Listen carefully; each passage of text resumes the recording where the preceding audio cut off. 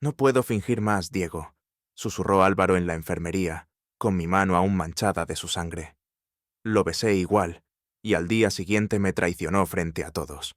Creí que lo había perdido todo, hasta que descubrí que la bala no fue lo peor de aquella noche. La primera vez que pisé la sierra de Guadarrama para aquel ejercicio, pensé que sería otra rutina disfrazada de riesgo. Subir antenas, monitorear radios, aguantar órdenes que nadie cuestiona. Mi nombre es Diego Álvarez, operador de comunicaciones, 28 años recién cumplidos y una convicción que me mantenía entero.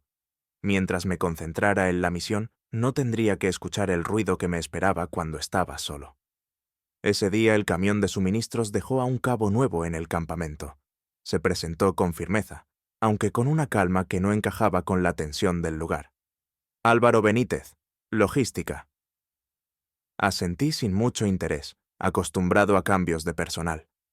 Pero algo en su tono rompía el aire como si no aceptara la misma rigidez que todos. Los días siguientes fueron más extraños de lo habitual. Álvaro hacía su trabajo con eficacia, pero lo acompañaba de un humor casi ingenuo que contrastaba con el ambiente. Una mañana, cuando subíamos a revisar la antena caída tras la tormenta, me soltó. Usted siempre parece ir a la guerra, aunque estemos caminando. Y usted siempre habla como si esto fuera un paseo al parque. Respondí sin mirarlo. Se rió con tanta fuerza que una bandada de pájaros salió volando de los pinos. Esa carcajada me irritó al principio, pero al mismo tiempo me obligó a notar lo que había estado evitando. Bajo el uniforme aún quedábamos personas. En la cima trabajamos en silencio, conectando cables y fijando la estructura. La sincronía fue inmediata. Terminamos antes de lo previsto, y, sin pensarlo, compartió conmigo la última barrita energética de su bolsillo. No era nada, y sin embargo, era demasiado. Yo nunca compartía nada, mucho menos con alguien que apenas conocía. Esa misma noche las órdenes cambiaron. El comandante anunció un ejercicio nocturno con condiciones de combate real. Equipos enfrentados, armamento de fogueo, desplazamiento sigiloso.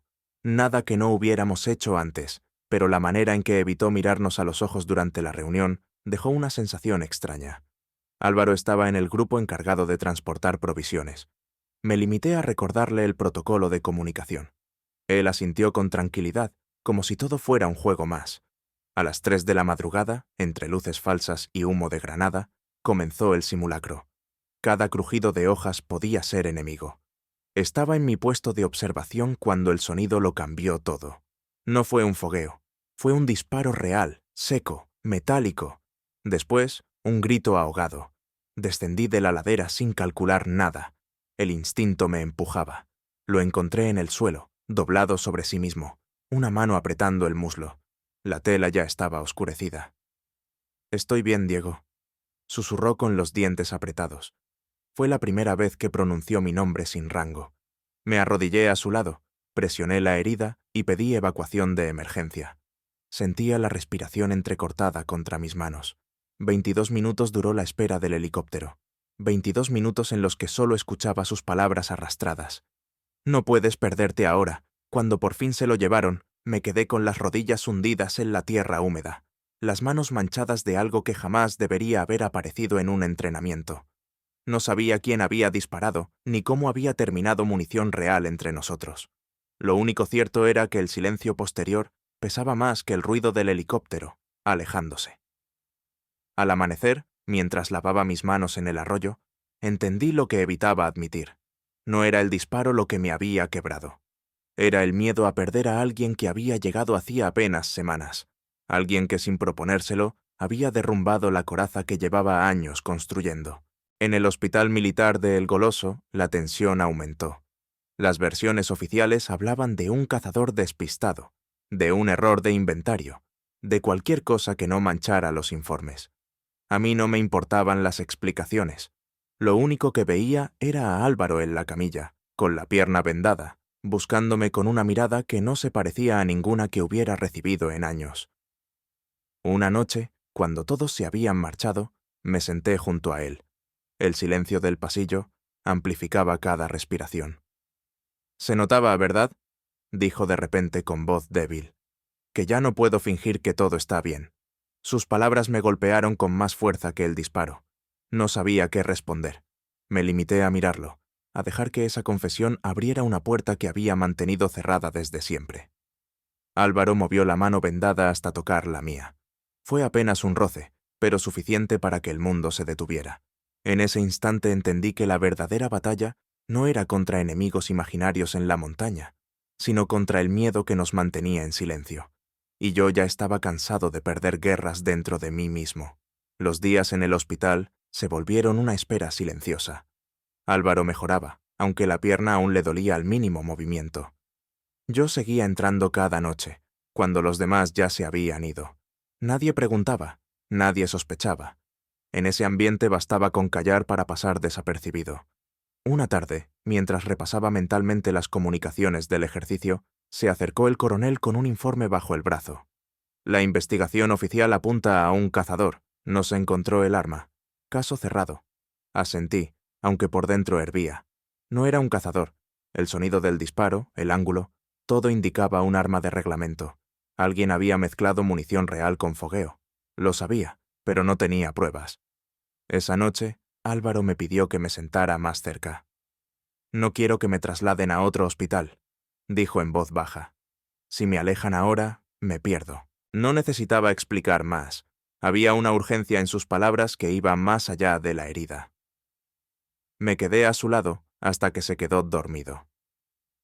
Con el paso de las semanas, las miradas se transformaron en conversaciones.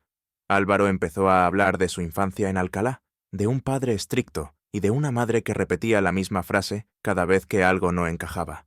«No nos hagas quedar mal». Me confesó que nunca había hablado con nadie de lo que sentía, que siempre había fingido. «¿Y tú?», me preguntó una madrugada. «¿Alguna vez lo dijiste en voz alta?». «No, ni una vez», respondí. El vínculo crecía a escondidas. No había necesidad de grandes gestos. Un roce de manos al pasar un vaso de agua, una sonrisa que se alargaba más de lo debido. Cada detalle era un pacto secreto en medio de un lugar que castigaba cualquier diferencia. Pero nada dura intacto demasiado tiempo. Una mañana, al entrar en el pasillo, escuché susurros de 2 soldados. «Dicen que Álvarez y el cabo se quedaban solos hasta tarde». «Ya sabes cómo es esto. Aquí todo se sabe». Pasaron junto a mí sin mirarme. Fingí indiferencia, pero el estómago se me encogió. Los rumores habían empezado. A los pocos días nos llamaron a declarar. Preguntas cortas, respuestas largas en papeles que no reflejaban nada real. Al salir de la sala, vi a Álvaro pálido. «Mi madre me llamó», dijo en voz baja. Alguien le habló de nosotros. No supe qué contestar. El silencio fue la única respuesta. Esa noche lo encontré inquieto. «Diego, no puedo con esto. Mi familia, mi carrera. No entiendes lo que significa para mí». «Claro que entiendo», dije con dureza. «Yo también lo arriesgo todo». Se quedó mirándome, temblando, hasta que murmuró: «Si nos descubren, me destruirán». Al día siguiente, la investigación cambió de tono. El comandante insinuó que algunas conductas impropias podían haber distraído al personal durante el ejercicio. La amenaza era evidente. Si seguíamos siendo un problema, cargarían contra nosotros. El golpe definitivo llegó durante una nueva entrevista. Álvaro, sentado frente al oficial, bajó la mirada y dijo: «El sargento Álvarez me presionó. Malinterpreté su cercanía. Cada palabra fue un disparo más certero que el que lo había herido». Salí de la sala con las manos cerradas en puños. No grité, no discutí. Solo entendí que había elegido salvar su apellido antes que nuestra verdad. En ese momento la traición pesó más que cualquier reglamento. Me aislaron. Me cambiaron de alojamiento. Me retiraron de los turnos de comunicación. Nadie hablaba conmigo más que lo imprescindible. Los saludos formales se acortaron hasta convertirse en silencio. Yo era el problema que convenía mantener al margen. Una tarde, mientras repasaba mis notas sobre el inventario de munición, encontré la prueba que buscaba. El lote de cartuchos no correspondía con el listado oficial. Había números alterados, movimientos que no cuadraban. Había alguien responsable de que Álvaro hubiera acabado herido. Lo llevé al capitán. «Esto no es un error», le dije. «Aquí hay manipulación». Me miró con frialdad. «Deje de remover el pasado, Álvarez. El caso está cerrado. Pero yo no pensaba dejarlo cerrado. Esa noche recibí una llamada de mi madre. Me han dicho cosas tuyas, Diego. No quiero que vuelvas a darnos vergüenza. La escuché en silencio, apretando el teléfono hasta que me dolió la mano. No he nacido para agachar la cabeza, ma. Colgué antes de que respondiera. El aislamiento se convirtió en costumbre. Pasaba las noches repasando informes, buscando cualquier detalle que probara que no estaba loco. Álvaro evitaba cruzarse conmigo. Solo una vez, en el pasillo, me miró de reojo. Había miedo en su gesto, pero también un rastro de culpa. No me detuve. Ya no podía hacerlo. El final de su recuperación coincidió con el mío. Él volvió a caminar con menos dolor. Yo aprendí a moverme entre los pasillos como un fantasma. Pero mientras él salía del hospital con la pierna vendada, yo cargaba con una herida invisible. La certeza de que me había quedado solo. No por el disparo, sino por la traición. El expediente en mi contra avanzaba como una sombra que nadie quería mirar de frente. No hablaban de sanciones todavía, pero cada gesto lo insinuaba. En la cantina, las conversaciones se cortaban cuando yo entraba. Los superiores evitaban dirigirme la palabra, salvo para órdenes mínimas. Era un destierro silencioso. Yo, en cambio, no pensaba callar. Con las notas que había recogido, empecé a armar un informe detallado. Números de lotes, fechas de entrada, registros alterados. Cuanto más revisaba, más claro quedaba que alguien había manipulado el inventario. Lo entregué al departamento de logística, sabiendo que podía ser mi última jugada. Un par de días después, el capitán me llamó a su oficina. ¿Usted pretende acusar a sus superiores?, preguntó con calma forzada. Pretendo que no vuelva a haber munición real en un ejercicio. Me sostuvo la mirada unos segundos, luego sonrió con desdén. Las carreras se arruinan más rápido de lo que imagina. Esa advertencia me confirmó lo que sospechaba. El error no era casual, alguien estaba cubriendo a los responsables. Mientras tanto, Álvaro recibió el alta definitiva. Caminaba todavía con dificultad, pero ya podía volver a la rutina. Lo vi alejarse en el pasillo con la autorización en la mano. No me miró. No esperaba que lo hiciera. El aislamiento me empujó a una decisión que venía posponiendo. Pedí la baja voluntaria. El ejército era mi vida desde los 18, pero ahora se había convertido en una jaula donde todo se reducía a resistir o romperse. Firmé la solicitud con una calma que me sorprendió. La noticia corrió rápido. Algunos soldados me dieron palmadas en la espalda. Otros ni se acercaron. El comandante solo dijo: «Una lástima, Álvarez. Con su perfil habría llegado lejos». No respondí. Lo lejos ya no me importaba. Pocos días antes de salir definitivamente, recibí la confirmación de que la investigación había cambiado de rumbo gracias a mi informe. Un suboficial de logística estaba bajo revisión por irregularidades en el inventario. No me dieron detalles, pero bastaba saber que la verdad se había abierto paso. La noche anterior a mi salida, encontré a Álvaro en el patio. Caminaba despacio, apoyado en una muleta ligera. Nos quedamos frente a frente unos segundos, sin saber cómo empezar. Fue él quien habló primero. «No fue justo lo que hice. Fue tu elección», contesté. Tenía miedo. Yo también lo tenía. La diferencia es que yo no mentí. Se le humedecieron los ojos, pero no se defendió. Solo dijo: «No puedo pedirte que me perdones. No hace falta. Lo que hiciste ya me enseñó todo lo que necesitaba saber». Nos quedamos en silencio. El viento frío cortaba la conversación en pedazos. Al final, se giró y se marchó sin mirar atrás. El día que dejé el cuartel, me sentí más ligero de lo que había imaginado. Firmé los últimos papeles, entregué la identificación y salí por la puerta principal sin uniforme, solo con una mochila y el peso de lo vivido. Afuera me esperaba una ciudad indiferente, pero libre. Busqué trabajo fuera del ejército y terminé en una organización de emergencias civiles. Montábamos sistemas de comunicación en catástrofes naturales, en incendios, en pueblos incomunicados. El mismo conocimiento, pero aplicado a salvar sin necesidad de obedecer jerarquías que aplastan. Durante semanas no supe nada de Álvaro, hasta que un día, en una estación de metro, lo vi a lo lejos. Estaba con una mujer que lo sujetaba del brazo. No quise acercarme. Me bastó con confirmar que seguía adelante, aunque fuera en un camino distinto al mío. Yo también seguía adelante. Cada despliegue en la ONG me recordaba que la disciplina, podía usarse para algo más que resistir órdenes. Me quedaba claro que había perdido una batalla personal, pero había ganado algo más importante: la posibilidad de vivir sin esconderme. Mi salida del ejército no cerró la historia. Al contrario, la abrió de un modo que no esperaba. El informe que había entregado empezó a circular fuera del cuartel. Un periodista especializado en defensa me llamó para contrastar datos. No respondí, pero supe que alguien había filtrado lo que intentaron ocultar: munición real en un ejercicio con soldados jóvenes.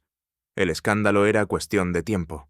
A la semana, varios medios publicaron titulares sobre fallos graves de seguridad en entrenamientos.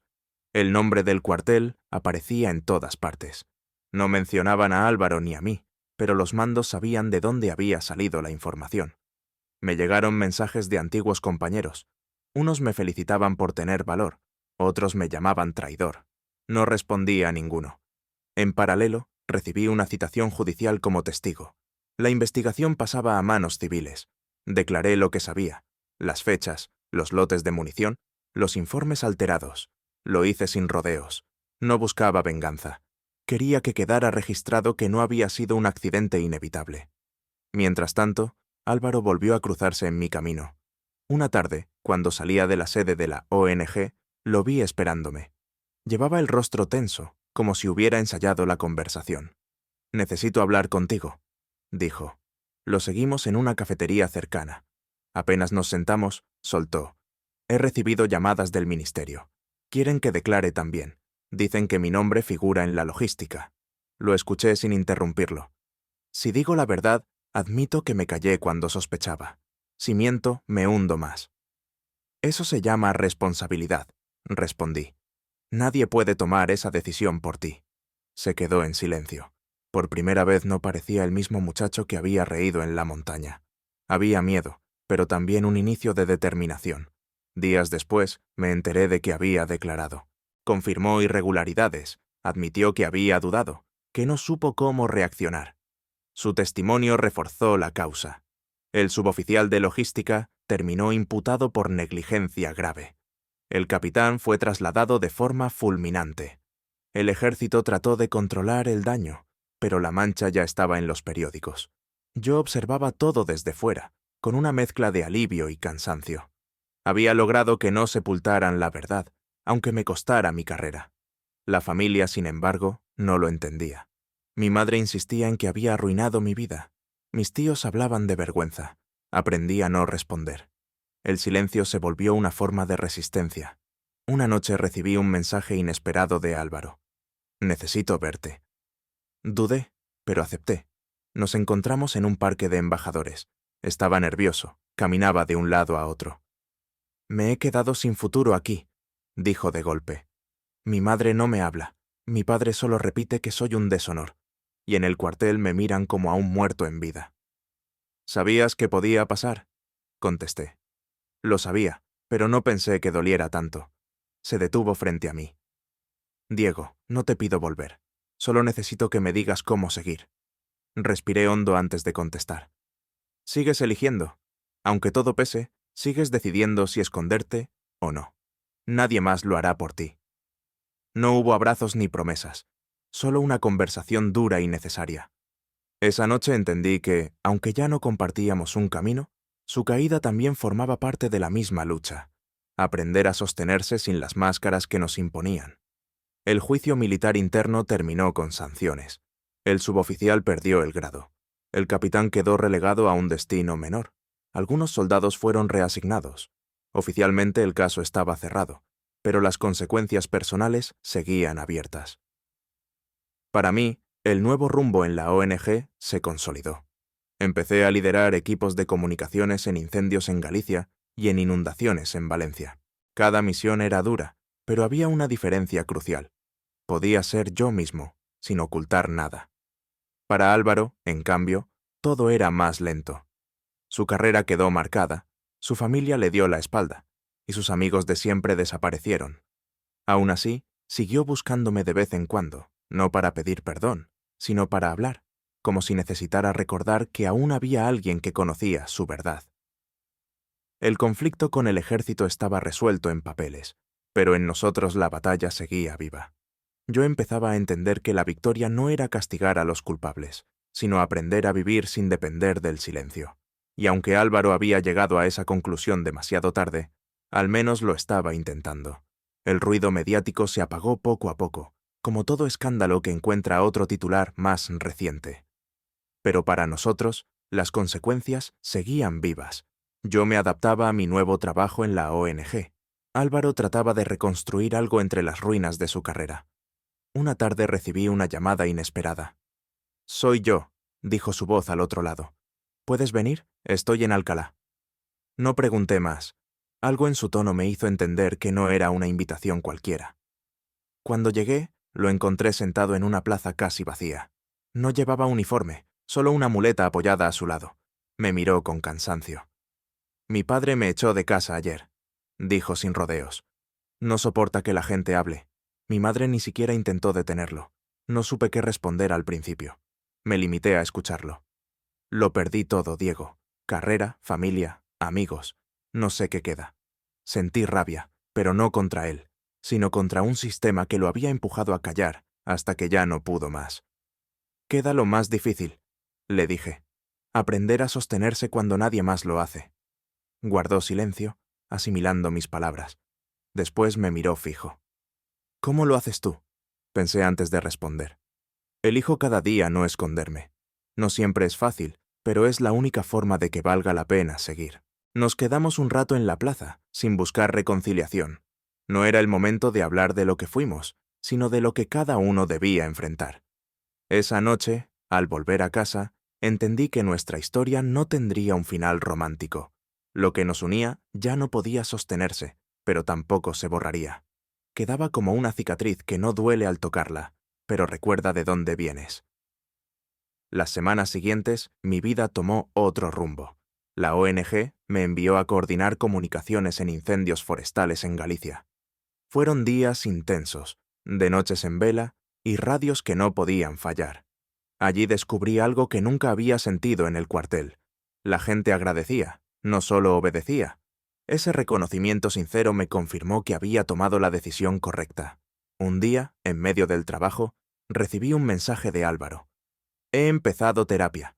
No quiero repetir los mismos errores. Gracias por no dejarme caer del todo». Lo leí varias veces. No respondí enseguida. Finalmente escribí: «Me alegra. Hazlo por ti, no por nadie más». Era suficiente. No necesitábamos más. El juicio civil concluyó meses después. El suboficial fue condenado a inhabilitación y el capitán quedó relegado a un puesto administrativo. Nadie habló públicamente de los rumores sobre nosotros. El ejército prefirió callar esa parte. Para mí fue un alivio. No necesitaba que mi vida privada se convirtiera en otro titular. Con el tiempo, empecé a dar charlas en institutos y asociaciones sobre comunicación en emergencias. Hablaba de disciplina, de trabajo en equipo, de cómo la verdad puede salvar más que las armas. Nunca mencionaba mi historia personal, pero cada palabra llevaba detrás lo que había aprendido, que esconderse solo alimenta la mentira. Un año después, durante la Marcha del Orgullo en Madrid, me animé a salir con un grupo de amigos de la ONG. No era mi estilo la multitud, pero algo dentro de mí pedía estar allí. Entre banderas y música, sentí una libertad que no había conocido en el ejército. No porque el mundo fuera perfecto, sino porque ya no me importaba encajar en sus moldes. De pronto, lo vi a lo lejos. Álvaro caminaba con paso inseguro, pero estaba allí, en medio de la multitud, sin uniforme ni muletas. Nos cruzamos miradas. No nos acercamos. No hacía falta. Ese gesto bastó para entender que ambos habíamos llegado a otro lugar. Él, enfrentando sus miedos. Yo, aceptando los míos. Esa noche, al regresar a casa, pensé en todo lo vivido. La sierra, el disparo, las noches en la enfermería, la traición, los juicios, las despedidas. Nada había sido en vano. Cada caída había abierto un camino nuevo. Si algo aprendí es que la fuerza no se mide por el silencio ni por la obediencia ciega. La verdadera fuerza está en atreverse a ser uno mismo, incluso cuando todo alrededor te empuja a lo contrario. Y aunque nuestra historia no terminó con un «para siempre», sí dejó algo más valioso: la certeza de que amar, aunque duela, es la única manera de no vivir en la sombra.